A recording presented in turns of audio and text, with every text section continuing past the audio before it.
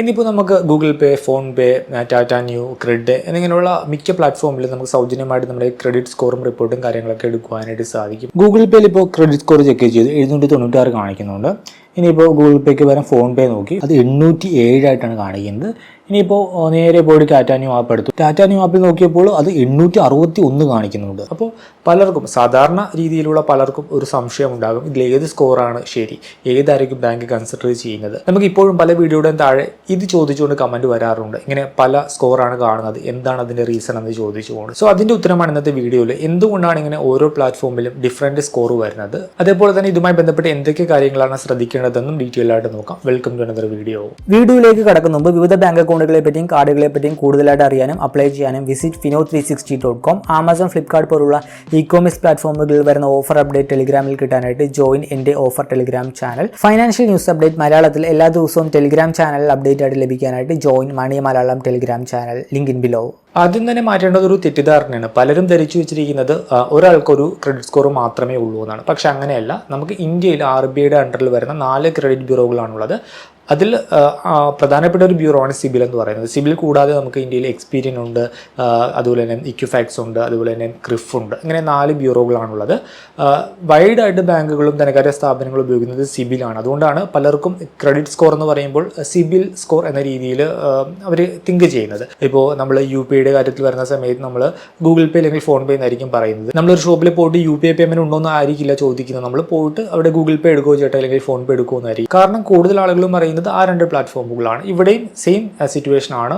കൂടുതൽ ആളുകൾക്കും അറിയുന്നത് സിബിൽ എന്ന് പറഞ്ഞ ബ്യൂറോനെയാണ്. കാരണം എന്താണെന്ന് വെച്ചാൽ ഒട്ടുമിക്ക ധനകാര്യ സ്ഥാപനങ്ങൾ ഉപയോഗിക്കുന്നത് സിബിൽ ബ്യൂറോയുടെ റിപ്പോർട്ടും കാര്യങ്ങളൊക്കെയാണ്. അതേപോലെ തന്നെ എൻ്റെ ഒരു എക്സ്പീരിയൻസിൽ ഫാസ്റ്റായിട്ട് നമ്മുടെ റിപ്പോർട്ടും കാര്യങ്ങളൊക്കെ അപ്ഡേറ്റ് ആയി വരുന്നതും ഈ ഒരു സിബിൽ ബ്യൂറോയിൽ മാത്രമാണ്. മറ്റ് ബ്യൂറോകൾ എക്സ്പീരിയൻ ആണെങ്കിലും ക്രിഫ് ആണെങ്കിലും ഇക്വിഫാക്സ് ആണെങ്കിലും നമ്മളുടെ ഡാറ്റ അപ്ഡേറ്റ് ചെയ്ത് വരാനായിട്ട് ടൈം എടുക്കുന്നുണ്ട്. പക്ഷേ സിബിൽ വളരെ ഫാസ്റ്റായിട്ട് അപ്ഡേറ്റ് ആകുന്നുണ്ട്. കാരണം ആദ്യം പറഞ്ഞാൽ തന്നെ സെയിം കാരണം തന്നെയാണ്. ഒട്ടുമിക്ക ധനകാര്യ സ്ഥാപനങ്ങളും വൈഡായിട്ട് ഉപയോഗിക്കുന്നത് സിബിലിനെയാണ്. സോ ഇങ്ങനെ ഇന്ത്യയിൽ 4 ബ്യൂറോകളാണുള്ളത്. ഓരോ ബ്യൂറോയുടെയും സ്കോർ ഇടുന്ന അവരുടെ ഒരു മെത്തഡും കാര്യങ്ങളൊക്കെ ഡിഫറെൻ്റ് ആണ്. നമ്മളിപ്പോൾ സ്കോർ നോക്കുന്ന സമയത്ത് ഓരോ പ്ലാറ്റ്ഫോമിലും ഓരോ സ്കോറാണ് നമുക്ക് കാണാൻ സാധിക്കുക. അതിൻ്റെ റീസൺ നോക്കിക്കഴിഞ്ഞാൽ ഒന്നാമതായിട്ട് നിങ്ങൾ സ്കോർ ചെക്ക് ചെയ്യുന്ന സമയത്ത് ആ ഒരു പർട്ടിക്കുലർ പ്ലാറ്റ്ഫോമിൽ ഏത് ബ്യൂറോയുടെ സ്കോറാണ് നൽകുന്നതെന്ന് നോക്കുക. ഇപ്പോൾ GPay, അതുപോലെ തന്നെ കിവി, പിന്നെ നമ്മുടെ ക്രെഡിറ്റ്, ആമസോൺ പേ, സ്ലൈസ്, ഈ പ്ലാറ്റ്ഫോമുകളിലെല്ലാം ഇപ്പോൾ നിലവിൽ നൽകുന്നത് സിബിലിൻ്റെ റിപ്പോർട്ടും സിബിൽ സ്കോറുമാണ്. അതേസമയം നമ്മൾ ടാറ്റ ന്യൂ നോക്കിക്കഴിഞ്ഞാൽ അവർ നൽകുന്നത് ക്രിഫ് എന്ന് പറഞ്ഞ ബ്യൂറോയുടെ റിപ്പോർട്ടും അതുപോലെ തന്നെ സ്കോറുമാണ്. ഇനിയിപ്പോൾ ഫോൺ പേയിലേക്ക് വന്നു കഴിഞ്ഞാൽ അല്ലെങ്കിൽ ചെക്ക് എന്ന് പറഞ്ഞ പ്ലാറ്റ്ഫോം നോക്കിക്കഴിഞ്ഞാൽ അവർ രണ്ടും നൽകുന്നത് എക്സ്പീരിയൻ്റെ സ്കോറും റിപ്പോർട്ടുമാണ്. സോ നിങ്ങൾ സ്കോർ ചെക്ക് ചെയ്യുമ്പോൾ ആ ഒരു പർട്ടിക്കുലർ പ്ലാറ്റ്ഫോം ഏത് ബ്യൂറോയുടെ സ്കോറും റിപ്പോർട്ടുമാണ് നൽകുന്നതെന്ന് നോക്കുക. അവിടെ പവേഡ് ബൈ എന്ന് പറഞ്ഞാൽ അത് കൊടുത്തിട്ടുണ്ടാകും. അത് ഫസ്റ്റ് ചെക്ക് ചെയ്യുക. അപ്പോൾ നിങ്ങൾ നോക്കുന്ന സമയത്ത് ഇപ്പോൾ ഗൂഗിൾ പേയിൽ നോക്കുമ്പോൾ ഒരു സ്കോർ, ഫോൺ പേയിൽ നോക്കുമ്പോൾ മറ്റൊരു സ്കോർ. അതിൻ്റെ ഒന്നാമത് ഒരു റീസൺ ഇതാണ്. ഇപ്പോൾ ഫോൺ പേയിൽ എക്സ്പീരിയൻസ് സ്കോറാണ് അവർ കൊടുക്കുന്നത്, ഗൂഗിൾ പേയിൽ കൊടുക്കുന്നത് സിബിൽ സ്കോറാണ്. സോ ഡിഫറൻറ്റ് ബ്യൂറോ ആണ്. അതുകൊണ്ട് തന്നെ ഡിഫറൻറ്റ് സ്കോർ ആയിരിക്കും നമുക്ക് കാണാനായിട്ട് സാധിക്കുക. അപ്പോൾ പലർക്കും ഉണ്ടാകുന്നൊരു ഡൗട്ടാണ്, ഇപ്പോൾ സ്കോറിൽ ഡിഫറൻസ് വരാം, പക്ഷേ ആ സ്കോർ ഇടാനായിട്ട് ഉപയോഗിക്കുന്ന ഡാറ്റ അത് സെയിം ആയിരിക്കുമല്ലോ എന്നാണ്. പക്ഷേ അതിലും ഡിഫറൻസ് ഉണ്ട്. ഇപ്പോൾ നമ്മളിപ്പോൾ പോയിട്ട് നമ്മുടെ എക്സ്പീരിയൻ്റെ റിപ്പോർട്ടും സിബിലിൻ്റെ റിപ്പോർട്ടും അനലൈസ് ചെയ്യുമ്പോൾ നമ്മുടെ ലേറ്റസ്റ്റ് റിപ്പോർട്ട് അപ്ഡേറ്റ് ആയിരിക്കുന്നത് പലപ്പോഴും സിബിലായിരിക്കും നമുക്ക് അങ്ങനെ കാണാനായിട്ട് സാധിക്കുക. ഇപ്പോൾ നമ്മൾ ഒരാഴ്ച മുമ്പ് ക്ലോസ് ചെയ്ത ക്രെഡിറ്റ് കാർഡിൻ്റെ ഇൻഫർമേഷൻ പോലും ക്ലോസ്ഡ് എന്ന് പറഞ്ഞ് സിബിലിൽ വന്നിട്ടുണ്ടാകും. പക്ഷേ എക്സ്പീരിയൻ്റെ റിപ്പോർട്ട് നോക്കുന്ന സമയത്ത് അതിൻ്റെ അത് ആക്റ്റീവ് എന്ന് പറഞ്ഞായിരിക്കും കാണാനായിട്ട് സാധിക്കുക.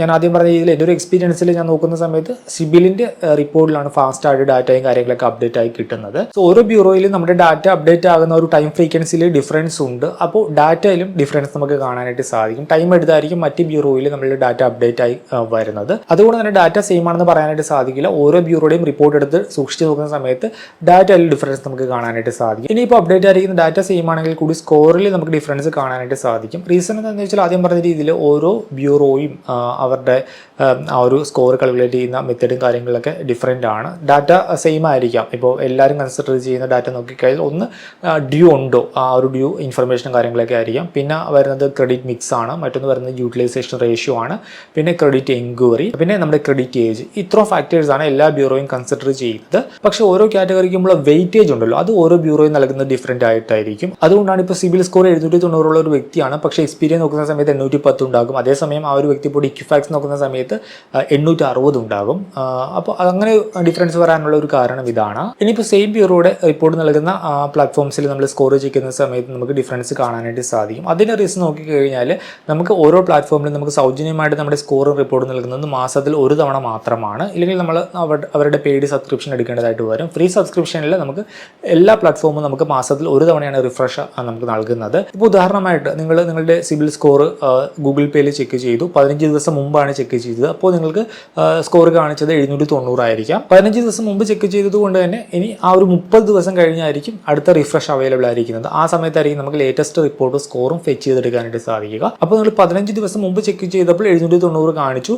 എന്നിട്ട് നിങ്ങൾ ഇന്ന് പോയിട്ട് ഇപ്പോൾ സിബിലിൻ്റെ തന്നെ റിപ്പോർട്ട് പ്രൊവൈഡ് ചെയ്യുന്ന ക്രെഡിറ്റിൽ പോയിട്ട് സ്കോർ ചെക്ക് ചെയ്യുന്ന സമയത്ത് 790 പകരം 800 കാണിച്ചു എന്ന് കരുതുക. അപ്പോൾ സ്കോറിൽ അവിടെ ഒരു 10 പോയിന്റ് ഡിഫറൻസ് കാണിച്ചു. അതിൻ്റെ റീസൺ നോക്കിക്കഴിഞ്ഞാൽ നിങ്ങൾ ഗൂഗിൾ പേയിൽ ചെക്ക് ചെയ്തത് 15 ദിവസം മുൻപാണ്. നിങ്ങൾ ക്രെഡിറ്റിൽ പോയിട്ട് സിബിലിൻ്റെ റിപ്പോർട്ട് ആക്സസ് ചെയ്തത് ഇന്നാണ്. സോ അവിടെ 15 ദിവസത്തെ ഒരു ഗ്യാപ്പുണ്ട്. 15 ദിവസത്തിനുള്ളിൽ നിങ്ങളുടെ റിപ്പോർട്ടിൽ പല കാര്യങ്ങളും സംഭവിച്ചിരിക്കും. സോ അങ്ങനെയാണ് ആ ഒരു സ്കോർ ഡിഫറൻസ് വരുന്നത്. നിങ്ങൾക്ക് ലേറ്റസ്റ്റ് റിപ്പോർട്ട് വേണമെന്നുണ്ടെങ്കിൽ നിങ്ങൾ 30 ഡേയ്സ് അടുത്ത റിഫ്രഷിന് വേണ്ടി വെയിറ്റ് ചെയ്യണമില്ലെങ്കിൽ നിങ്ങൾക്ക് ഇപ്പോൾ നമുക്കിപ്പോൾ അറിയാം പല പ്ലാറ്റ്ഫോംസിലും ഈ ഒരു ഓപ്ഷൻ ലഭ്യമാണ്. സോ ലേറ്റസ്റ്റ് റിപ്പോർട്ടിനായിട്ട് നിങ്ങൾക്ക് വേറെ ഏതെങ്കിലും പ്ലാറ്റ്ഫോംസ് ഇങ്ങനെ മാറി ഉപയോഗിക്കുകയും ചെയ്യാം. അല്ലെങ്കിൽ പിന്നെയുള്ള ഒരു ഓപ്ഷൻ പെയ്ഡ് പ്ലാൻ എടുക്കുക എന്നുള്ളതാണ്. എല്ലാ ബ്യൂറോകളും പെയ്ഡ് പ്ലാൻ നൽകുന്നുണ്ട്. ഇപ്പോൾ സിബിലേക്കാണെങ്കിൽ ഒരു വർഷത്തേക്ക് 1200 രൂപയാണ്. അപ്പോൾ അത് കൊടുത്ത് നമ്മൾ പെയ്ഡ് പ്ലാൻ എടുത്ത് കഴിഞ്ഞാൽ നമുക്ക് ഡെയിലി നമ്മുടെ സ്കോർ റിഫ്രഷ് ചെയ്യാനായിട്ട് സാധിക്കും. സോ നമുക്ക് ലേറ്റസ്റ്റ് റിപ്പോർട്ട് ഇങ്ങനെ എല്ലാ ദിവസവും എടുക്കുവാനായിട്ട് സാധിക്കും. പിന്നെ പൈസ ബസാറിൽ ഒരു ഓപ്ഷൻ ലഭ്യമാണ്. പൈസ ബസാറിൽ ചെറിയൊരു എമൗണ്ട് ആണ് വരുന്നത്. അത് കൊടുത്തു കഴിഞ്ഞാൽ നമുക്ക് 4 ബ്യൂറോയുടെ റിപ്പോർട്ട് അറ്റ് എ ടൈം നമുക്ക് എടുക്കാനായിട്ട് സാധിക്കും. പൈസ ബസാറിൽ പക്ഷേ നമുക്ക് എല്ലാ ദിവസവും റിഫ്രഷ് അവൈലബിൾ ആയിരിക്കില്ല. എല്ലാ ആഴ്ചയിലുമാണ് നമുക്ക് റിഫ്രഷ് ചെയ്യാനായിട്ട് സാധിക്കുക. ഇപ്പോൾ അതുകൂടാതെ മിക്ക പ്ലാറ്റ്ഫോംസിലും ഇങ്ങനെ നമ്മുടെ ലേറ്റസ്റ്റ് സ്കോറും റിപ്പോർട്ടും എടുക്കാനായിട്ട് പെയ്ഡ് പ്ലാൻ വരുന്നുണ്ട്. ഇപ്പോൾ നമുക്ക് ക്രെഡിൽ അങ്ങനെ ഒരു ഓപ്ഷൻ വന്നിട്ടുണ്ട്. പ്ലസ് എന്ന് പറഞ്ഞൊരു പ്ലാൻ വന്നിട്ടുണ്ട്. അതുപോലെ തന്നെ വൺ സ്കോർ പ്ലസ് എന്ന് പറഞ്ഞൊരു സെപ്പറേറ്റ് ഒരു പ്ലാൻ വന്നിട്ടുണ്ട്. നമ്മൾ പെയ്ഡ് പ്ലാൻ എടുത്തു കഴിഞ്ഞാൽ നമുക്ക് ഡെയിലി അല്ലെങ്കിൽ വീക്ക്ലി എന്ന രീതിയിൽ നമുക്ക് അധികമായിട്ട് റിഫ്രഷ് എല്ലാം നമുക്ക് ലഭിക്കും. ഫ്രീ പ്ലാൻ ആണെങ്കിൽ നമുക്ക് മാസത്തിൽ ഒരു തവണയായിരിക്കും നമുക്ക് റിഫ്രഷ് ചെയ്യാനായിട്ട് സാധിക്കുക. അതായത് ലേറ്റസ്റ്റ് സ്കോർ നമുക്ക് എടുക്കാനായിട്ട് സാധിക്കുക. ഇതേപോലെ തന്നെ ഫോൺ പേയിലാണെങ്കിലും ഗൂഗിൾ പേയിലൊക്കെ ആണെങ്കിലും വൈകാതെ ഒരു സെപ്പറേറ്റ് ഒരു സെക്ഷൻ തന്നെ വരും, പെയ്ഡ് ആയിട്ടുള്ളൊരു സെക്ഷൻ. വൺ സ്കോറിൽ ഇപ്പോൾ നമുക്ക് ടോപ്പിലായിട്ട് ഗെറ്റ് പ്ലസ് എന്ന് പറഞ്ഞ് കാണാനായിട്ട് സാധിക്കും. അത് അവരുടെ പെയ്ഡ് പ്ലാൻ ആണ്. ഫ്രീ പ്ലാൻ ആണെങ്കിൽ മന്ത്ലി ഒരു തവണയാണ് റിഫ്രഷ് കിട്ടുന്നത്. പെയ്ഡ് പ്ലാൻ അത് പ്ലസ് എന്ന് പറഞ്ഞ പ്ലാൻ ആണെങ്കിൽ വീക്കിലി നമുക്ക് സ്കോർ റിഫ്രഷ് ചെയ്യാനായിട്ട് സാധിക്കും. റേറ്റ് വരുന്നത് ഇപ്പോൾ 1 മന്ത് പ്ലസ് ആക്സസ് 99 രൂപക്ക് നമുക്ക് കിട്ടും. അത് കഴിഞ്ഞ് കഴിഞ്ഞാൽ പെർ മന്ത് 299 രൂപയാണ് ചാർജ് വരുന്നത്. പക്ഷേ ഒരു മാസം 299 രൂപ എന്ന് പറയുന്നത് ചാർജ് കൂടുതലാണ്. ഒരു വർഷം എടുക്കുമ്പോൾ അത് 3600 രൂപയോളം ഏകദേശം വരും. അതേസമയം നിങ്ങൾ പോയിട്ട് സിബിലിൻ്റെ പെയ്ഡ് പ്ലാൻ ഡയറക്റ്റ് എടുത്ത് കഴിഞ്ഞാൽ 1200 രൂപ മാത്രമാണ് വരുന്നത്. അതും അല്ലെങ്കിൽ പൈസ ബസാറിൻ്റെ പ്ലാൻ എടുത്തു കഴിഞ്ഞാൽ നമുക്ക് 4 ബ്യൂറോയുടെയും റിപ്പോർട്ട് നമുക്ക് വീക്കിലി അപ്ഡേറ്റിൽ ചെറിയൊരു എമൗണ്ടിന് കിട്ടും. ഞാൻ കറക്റ്റ് എമൗണ്ട് ഓർക്കുന്നില്ല, 500 രൂപയിൽ താഴെ എമൗണ്ട് എന്തോ വരുന്നുള്ളൂ. പിന്നെ ക്രെഡിലും അങ്ങനെ ഒരു പെയ്ഡ് പ്ലാൻ വന്നിട്ടുണ്ട്. സിബിൽ സ്കോർ ഓപ്ഷൻ എടുക്കുക. 27 ദിവസം മുമ്പ് എടുത്ത റിപ്പോർട്ടാണ്. കാരണം നെക്സ്റ്റ് റിപ്പോർട്ട് 3 ദിവസം കൂടെ കഴിയണമെന്ന് കാണിക്കുന്നത്. 30 ദിവസം ആണെന്നുണ്ടെങ്കിൽ റിഫ്രഷ് നോ ബട്ടൺ ഉണ്ട്. പക്ഷേ അത് എടുക്കുമ്പോൾ അപ്ഗ്രേഡ് ഡൗൺ ആവും എന്ന് പറഞ്ഞ ഓപ്ഷൻ വരും. അവരുടെ പെയ്ഡ് പ്ലാൻ കാണിക്കും. പ്ലസ് എന്ന് പറഞ്ഞൊരു പ്ലാനാണ്. ഇൻസ്റ്റൻറ്റ് ഫ്രഷ് എന്ന് പറഞ്ഞൊരു ഓപ്ഷൻ ഉണ്ട്. അതായത് സിംഗിൾ ടൈം ആയിട്ട് നമുക്കിപ്പോൾ ലേറ്റസ്റ്റ് റിപ്പോർട്ട് സ്കോർ എടുക്കാം, ഒറ്റ തവണ കിട്ടും. അത് 69 രൂപയാണ് വരുന്നത്. ഇപ്പോൾ നിലവിൽ 69 രൂപയാണ് കൊടുക്കേണ്ടി വരിക. സിംഗിൾ പ്ലാൻ എന്ന് പറയുന്നൊരു ഓപ്ഷനുണ്ട്. അത് നമുക്ക് ഡെയിലി റിഫ്രഷ് അവൈലബിൾ ആണ്. പെർ മന്ത് ചാർജ് 99 രൂപയാണ്. ഇല്ലാന്നുണ്ടെങ്കിൽ ഫസ്റ്റ് മന്ത് 99 രൂപ, അത് കഴിഞ്ഞാൽ 149 രൂപ പെർ മന്ത് വരും. പിന്നെ 2 പ്രൊഫൈലിൻ്റെ ഒരു പ്ലാനുണ്ട്, 149 രൂപ വരുന്നത് ഫസ്റ്റ് മന്ത്. അത് കഴിയുമ്പോൾ 199 രൂപ പെർ മന്ത് വരും. ഇയർലി ആകുമ്പോൾ 149 രൂപ തന്നെ കൊടുത്താൽ മതി. ഇപ്പോൾ സിംഗിൾ പ്ലാൻ നോക്കിക്കഴിഞ്ഞാൽ ആദ്യത്തെ മാസം 99 രൂപ, അത് കഴിഞ്ഞ് 149 രൂപ പെർ മന്ത് കൊടുക്കണം. ഏകദേശം ഒരു 1738 രൂപയോളം നമ്മൾ കൊടുക്കേണ്ടതായിട്ട് ഒരു വർഷം കൊണ്ട്.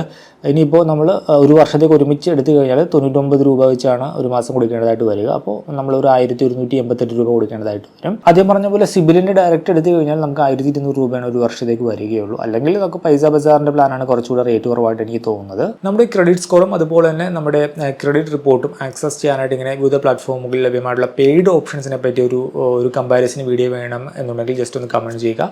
ഒരു കമ്പാരിസൺ വീഡിയോ ചെയ്യാം. ഇപ്പോൾ നോക്കിയിട്ട് ഏറ്റവും ഒരു കോസ്റ്റ് കുറവ് പൈസ ബസാറിലുള്ള ഒരു പ്ലാനാണ്. ഒരു എമൗണ്ട് കൊടുത്തു കഴിഞ്ഞാൽ നമുക്ക് ഒരു വർഷത്തേക്ക് 4 ബ്യൂറോയുടെയും റിപ്പോർട്ട് നമുക്ക് വീക്കിലി എടുക്കാനായിട്ട് സാധിക്കും. സോ ഒരു കമ്പാരിസൺ വീഡിയോ വേണം എന്നുള്ളത് ജസ്റ്റ് ഒന്ന് കമൻറ്റ് ചെയ്യുക. ഓരോ പ്ലാറ്റ്ഫോംസിലും ഈ ഒരു പെയ്ഡ് പ്ലാൻസിനെ പറ്റി നമ്മളൊരു സെപ്പറേറ്റ് വീഡിയോ തന്നെ ചെയ്യുന്നതായിരിക്കും. സോ ഇങ്ങനെയുള്ള കാരണങ്ങൾ കൊണ്ടാണ് നമ്മൾ ഓരോ പ്ലാറ്റ്ഫോമിലും നമ്മുടെ ക്രെഡിറ്റ് സ്കോർ ചെക്ക് ചെയ്യുന്ന സമയത്ത് നമുക്ക് പല സ്കോർ നമുക്ക് കാണാനായിട്ട് സാധിക്കുക. നിങ്ങൾ ബേസിക് ആയിട്ട് നോക്കേണ്ടത് നമ്മുടെ റിപ്പോർട്ടിലെ ഇൻഫർമേഷൻ ആണ്. ഓൺ ടൈം ആണോ പേയ്മെന്റ്, നമ്മുടെ ക്രെഡിറ്റ് ഏജ്, അതുപോലെ തന്നെ നമ്മുടെ ക്രെഡിറ്റ് യൂട്ടിലൈസേഷൻ, പിന്നെ ക്രെഡിറ്റ് മിക്സ്, പിന്നെ ക്രെഡിറ്റ് എൻക്വയറി, അങ്ങനെയുള്ള ഇൻഫർമേഷൻ ആണ് നിങ്ങൾ പ്രധാനമായിട്ട് നോക്കേണ്ടത്. അതിനകത്ത് എന്തെങ്കിലും റെഡ് ഫ്ലാഗ് വന്നിട്ടുണ്ടോ ഇല്ലയോ എന്ന് നോക്കുക. അത് റെഡ് ഫ്ലാഗ് ഒന്നും ഇല്ലെങ്കിൽ സ്കോറിൽ വരുന്ന ചെറിയ ചേഞ്ച് നിങ്ങൾ അങ്ങനെ കാര്യമായിട്ട് എടുക്കേണ്ടത്. ഇങ്ങനെയുള്ള പല റീസൺസ് കൊണ്ടും സ്കോറിൽ ചെറിയ ചെറിയ വ്യത്യാസങ്ങളൊക്കെ അങ്ങോട്ടും ഇങ്ങോട്ടും വരാം. എപ്പോഴും സ്കോറിനേക്കാൾ ഉപരി റിപ്പോർട്ട് റെഗുലർ ആയിട്ട് പരിശോധിക്കുക. റിപ്പോർട്ടിൽ ഈ പറഞ്ഞ ഇൻഫർമേഷൻസ് ക്ലിയർ ആണെന്ന് ഉറപ്പുവരുത്തുക. ഈ ഒരു വീഡിയോ ഇഷ്ടമാണെന്ന് കരുതുന്നു. മറ്റൊരു വീഡിയോയിൽ മറ്റൊരു ടോപ്പിക്കുമായി കണ്ടുമുട്ടാമെന്ന പ്രതീക്ഷയോട് കൂടി